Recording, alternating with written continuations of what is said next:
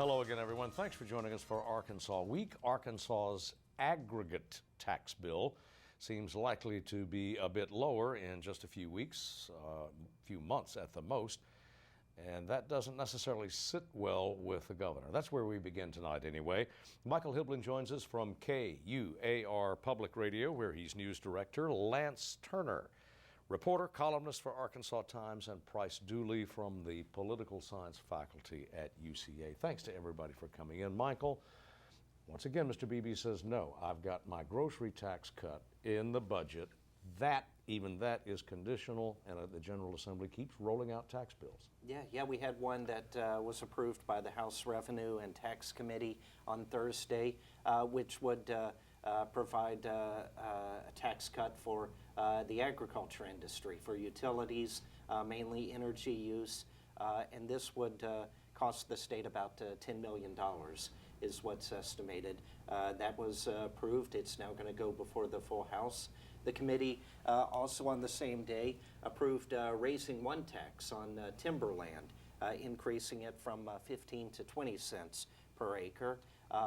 And that was kind of controversial. We had Grover Norquist with the Americans for Tax Reform, who had gotten the most Republicans to commit they would not raise taxes. He sent a letter saying this was okay, it was being offset by something else, but providing some reassurances to Republicans who were deciding this. But we still haven't heard on capital gains yet. Have not. That's still coming. We're really just starting to get into the real meat of the tax cuts that some Republicans want. The House Speaker Davy Carter has been pushing for 100 to 150 million in tax cuts. As you said, the governor not supporting this, saying this wouldn't be good for the state. Still wants to see the grocery tax completely eliminated before he even wants to consider these other items. Of course, good. I guess, Lance, most of this very good news for the business community anyway. You will find few businessmen and women in Arkansas arguing against tax cuts of any kind. Yeah, I mean, particularly in the agricultural industry right now, very happy with what took place this past week, and looking forward to the capital gains tax cut details that will probably start trickling out next week. And that seems to be for sort of stage one in Davy Carter's kind of plan to start running all these tax cut bills.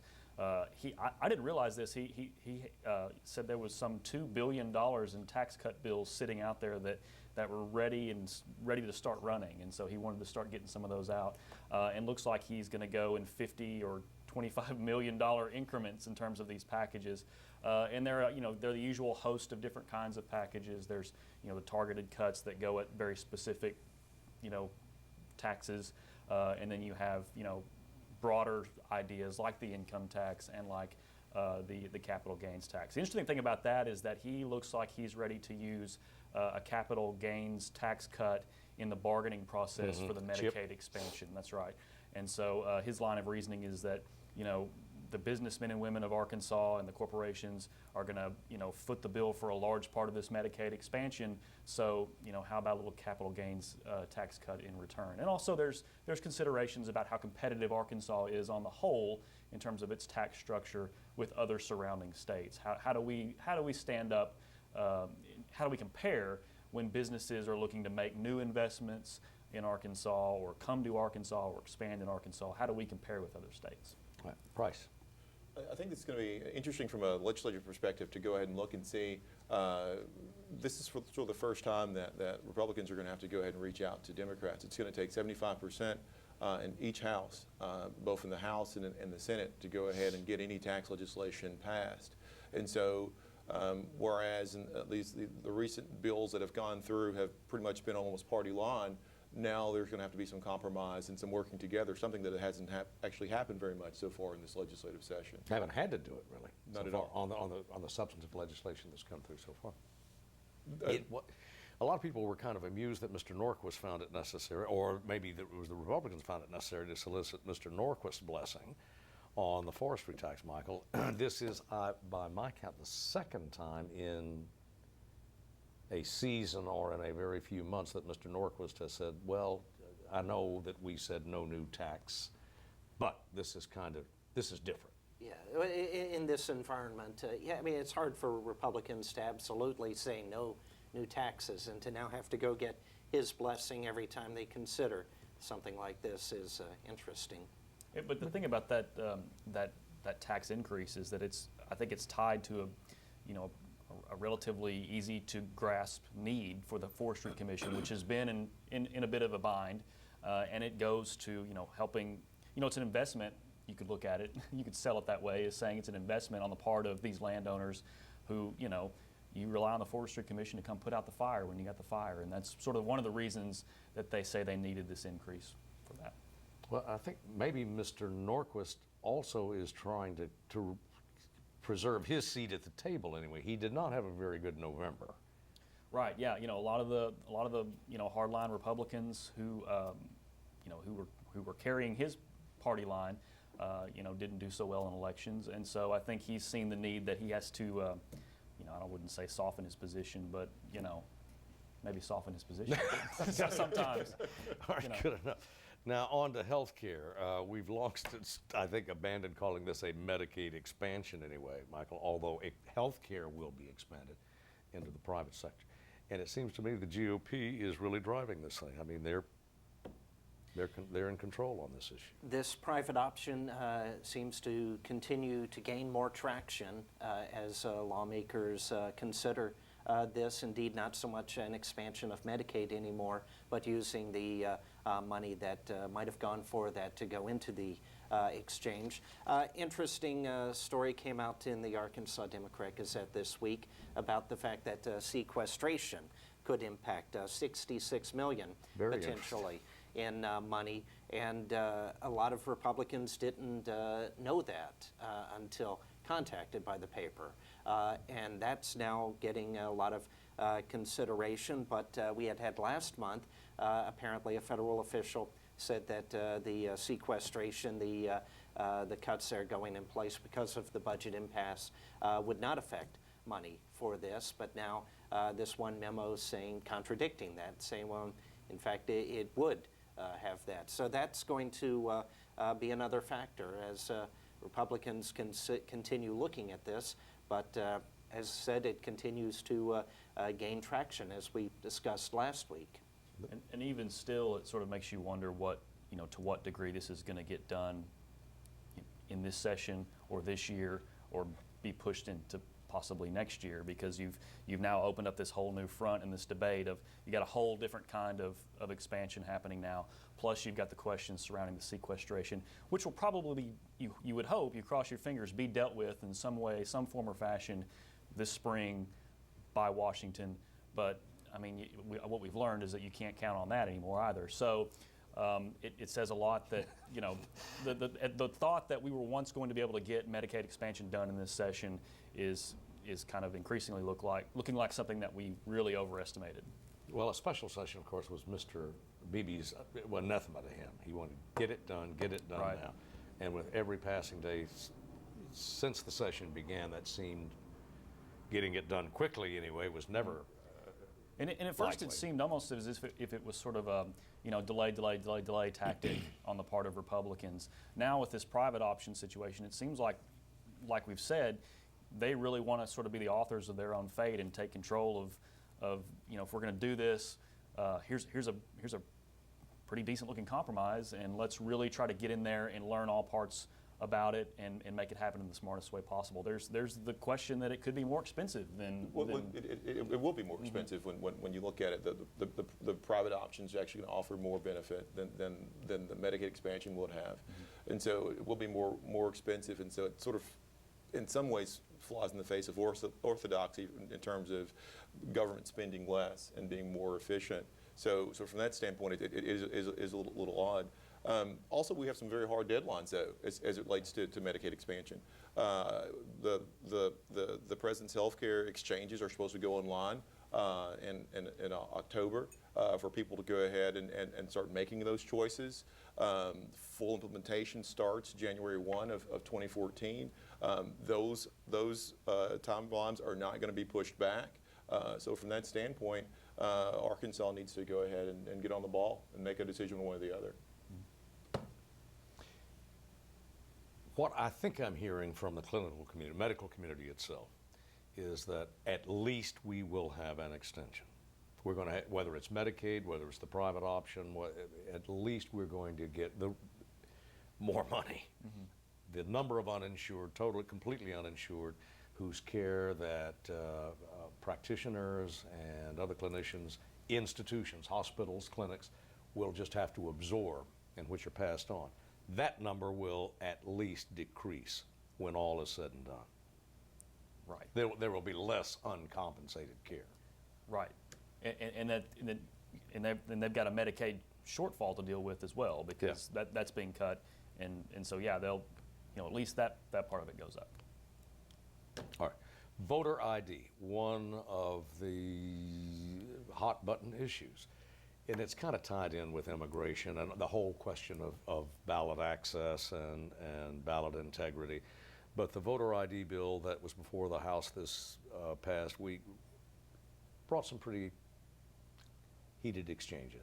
Yeah, it was definitely Tense exchanges, contentious yeah. in there. The debate over this went on for maybe an hour or so, and you had some direct confrontations from lawmakers, some reading off a list of voter fraud incidents that have occurred. Another saying, well, were those in Arkansas? The Democrats continue to maintain that this really isn't a big problem, that you don't have many instances of people going to the polls and voting as someone else. But Republicans continuing to push this. They did get it through the House. It was stretched out the day the previous item on the agenda. Some lawmakers even suggested they were stretching out that debate just to make sure they had enough people in there. And I believe it passed with 51 votes. And Not then there an was unheard of tactic. yeah, exactly. But the debate before it, asking some pretty petty questions. But this did get through. We also had earlier in the debate debate over whether or not you need a 2/3 majority, or was it 3/4, whether or not this was a constitutional item because it relates to the right to vote. But eventually it was decided a simple majority was all that was needed, and it passed with 51 votes. Well, of course, the debate seemed to break pretty clearly along ideological lines. The Democratic minority, they are a minority, Democratic minority arguing that this is, no question about it, an attempt at vote suppression among minorities, people of color, and the GOP maintaining, no, it has anything to do with irate, no, this is about ballot integrity, election integrity. Yeah, Republicans arguing this is it's no more difficult to get some kind of voter ID, have some kind of ID that would be acceptable. They're also allocating $300,000 into this to create cards for people who, for one reason or another, don't have a driver's license. But yes, Democrats making the argument that this is primarily African Americans, it's seniors, that it would impact people who primarily vote Democratic. Yeah. And college students also. 97%, I think, folks actually have some form of ID. So from that standpoint, that first level is not the issue. When you look at other states, though, that have implemented voter ID legislation, at least some of them, it's the requirements that actually are tightened up. I think it was in the state of Florida, and Florida's voter ID law. It wasn't just the ID that was the issue, but it was tougher to go ahead and get that ID than to get a passport from the United States government. And so that's what you need to look for, not necessarily just the notion of this ID requirement, but what's going to happen. Are you going to have to go ahead and produce 3 to 6 months of utility bills in addition to a birth certificate and a Social Security card? When you get to that point, then that would be an impediment to voting, particularly among folks that are low efficacy voters and low intensity voters, and that could be an issue down the line. This in and of itself may not be, but a session or two from now, when you see the additional legislation that comes through, that's something to look ahead and look for. Litigation? Well, I mean, this is another instance where Governor Beebe is sort of withholding his opinion on the matter. He's apparently studying it, but he hasn't come down on either side of whether he supports voter ID or doesn't. But it appears that, well, it appears that yes, this is something that the ACLU has said, if this is passing, we're going to sue you, just like the abortion situation that we've had. So we could have a situation where, once again, House and Senate approve a piece of legislation, the governor vetoes it, they come back, override the veto, and then maybe later down the road we're in court over it. Then we go to the third branch. That's right. Yeah, we cover all of our branches of government. And Well, civics lessons for everyone. Well, that's the way we do it. That's right. You know, Sure. You bet. It's something that it has not been on the front page, hasn't been in the headlines. It's almost kind of slipped, except in the business community, Lance, and that's Big River. Right. Yeah. Yeah. We are. We're kind of waiting now. We're waiting for the due diligence report that the legislature commissioned to sort of take a look at Big River. And We're talking in ensure, code. We're talking about that Mississippi Right. County. Yeah. We should say this is the This is the small, tiny little $1.1 billion economic development project that was announced in January. Steel. John Correnti bringing a steel mill into that area, which badly needs any kind of industry that it can get. And this was introduced under Amendment 82, whereby this project would qualify for $125 million in economic incentives from the state of Arkansas. As part of that deal, the legislature gets to take a gander at the project. They get to look at the steel market. They get to look at all aspects of the incentive program and the project itself to determine, is it worth our $125 million to put toward this project? So the legislature has hired a couple of consulting firms. This is a legislature that's been great for the consulting business, but they've hired 2 consulting firms to look over various aspects of the deal. One of them is going to look over the entire steel market nationally and internationally to kind of see what kind of market there is out there for this high-grade steel that this plant is supposed to produce. Take a look at it. The deadlines for those 2 reports were Monday and Tuesday, and we kind of thought that we might see some of that at the end of this week. It hasn't materialized, so it's probable that we'll see it next week, because the legislature has 20 days to review this. That 20 days is coming to an end very quickly, if not next week, early in the following week. I don't know where we are in the timeline. So yeah, we'll get to maybe get a look at what they think of this project and see if they think it's the real deal. And I think, by all accounts, this is kind of a no-brainer for the legislature.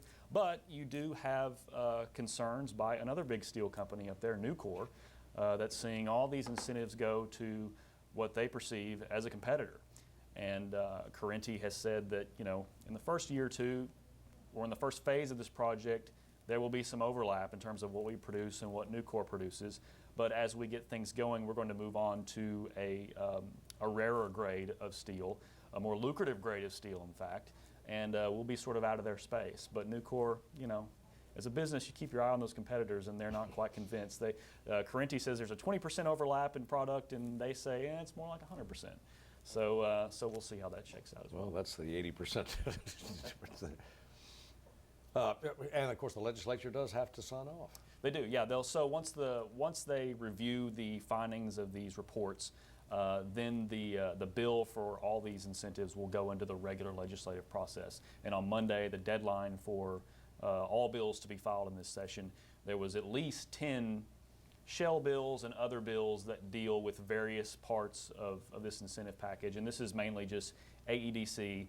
Not knowing exactly how they'll bundle this stuff up, so they're covering their bases. And it could come in one bill, one big giant bill, or it could come in a combination of bills. They're just going to kind of wait and see how it shakes out. So yeah, we'll start getting that moving hopefully next week. The sequester was mentioned. Federal budget sequester was mentioned earlier in the broadcast, and it's beginning to be felt, or we're right on the edge of feeling it. For example, healthcare obviously could have a significant impact on the progress of that issue in Arkansas. But also on the front page this morning, the statewide daily, there's concern about airports, 4 apparently at risk of closure under the sequester, other services as well. And this past week, Mr. Obama went to Capitol Hill and had a colloquy with some House Republicans, and all of them, I think, from Arkansas left feeling there's got to be more. Is that all there is? They were not terribly moved. Yeah, we had press releases. Tom Cotton, for instance, basically suggested, he appreciated the effort but didn't feel there was something substantial. His quote, Obama using the charm offensive while what's needed is substantive offensive. So clearly the president is trying to build some goodwill and try to actually work. Republicans have suggested he's overplaying the cuts and unnecessarily taking steps that will have an impact just to try to shake people up. And you mentioned the airports around the state, the air traffic control towers. Texarkana, for instance, if the control tower there is closed, they're saying the only carrier that provides service, American Eagle, might decide to leave, and that, you know, there's fear there that that could actually eventually lead to its closure, at least as a commercial airport. The small communities just very upset by the prospect of this. The Little Rock Tower, for instance, might be closed during the overnight hours. So the congressional delegation has come together, a real bipartisan effort to keep these control towers going, continuing to put out press releases and working. But the sequestration, it is scaring a lot of people, especially in rural communities. You also have cutbacks where I know someone that works at the Red River Army Depot down in Texarkana. They've been scaled back to 4 days a week, so you get a 20% cut in a person's paycheck. That's definitely going to impact families, and I'm sure our congressional delegation is hearing from a lot of people saying we need to work this out, we need to come to some kind of agreement. So the president actually traveling over to the Capitol and taking some out to dinners and really meeting with them, trying to find a way that we can reach some kind of agreement. Also, Republicans saying you need to tone down the rhetoric that the president has been saying, and I think both parties really wanting to try to come together, reach some kind of agreement, and get this taken care of. Yeah, that's not, and that's on, I guess, a CR. We had two new budgets proposed. I guess. We had two budgets proposed. Chairman Ryan came out with one this past week, and I think the following day, the Senate version. Yeah. They're widely different. They have two different views of reality. The Ryan budget will balance the budget in 10 years. The Ryan budget wants to repeal the Health Care Act, PPACA, ACA, or Obamacare, as it's commonly referred to. It does cut spending dramatically to the tune of roughly about $4.6 trillion over that 10-year period, but keeps in place some of the tax incentives or tax increases under the Obamacare deal. And then Senator Murray's budget is a little different in that it doesn't seek to balance the budget anytime soon, but it's an even mix of about $1 trillion in revenue increases by closing loopholes, and it's about $1 trillion in tax, not tax, but spending cuts. It's just interesting that when it relates to spending cuts, it's not in my backyard that always happens. So it's like, okay, it's cut somebody else's spending, cut somebody else's program, but don't cut mine. Yeah, Thus. That's the classic. That's the classic indication. And yeah, these are far apart. You've got one that's 50-50 tax revenue and spending cuts, and you've got one that's mostly spending cuts, and never the twain shall meet. And one that will probably pass the House and one that will probably pass the Senate, but good luck trying to reconcile them. So, at some point, somebody's got to give. And I think the criticism about Obama has been that he has been really hands-off with Congress and been sort of content to let Congress sort of do what they do, and hasn't been as proactive getting in there and getting on the phone with these leaders. And, although we have seen these meetings or these charade kind of meetings, these photo op meetings that they shake hands for a minute and then that's it. So that's been the reason why Obama's been trying to do all of this, is to try to, I guess, answer some of that criticism. But at the end of the day, both sides have got to give ground. You just have to. And I don't sense that either side is ever ready to do that. Yep. But there's no incentive for either side to go ahead and give ground. I mean, when you look at the House districts, the House districts as they're created, they're more in fear of a primary challenge than they actually are of a general election challenge. And so from that standpoint, if the House is Republican, conservative, and does not want to go ahead and bend. And the Senate is democratically controlled, more progressive, and there's no incentive for them to compromise. The president has put several items on the table, change CPI from that standpoint. Republicans want some issues as relates to, if you look at the Ryan budget, as relates to Medicare, Medicaid, some things along those lines. And so you'd think reasonable people, if they were incentivized, could actually come together and meet in the middle, but there is no incentive for them to do that. The incentive is the next primary. Okay, or that's the operative incentive anyway, on both sides. Gents, thanks for coming in. As always, thanks to you for watching, and we'll see you next week.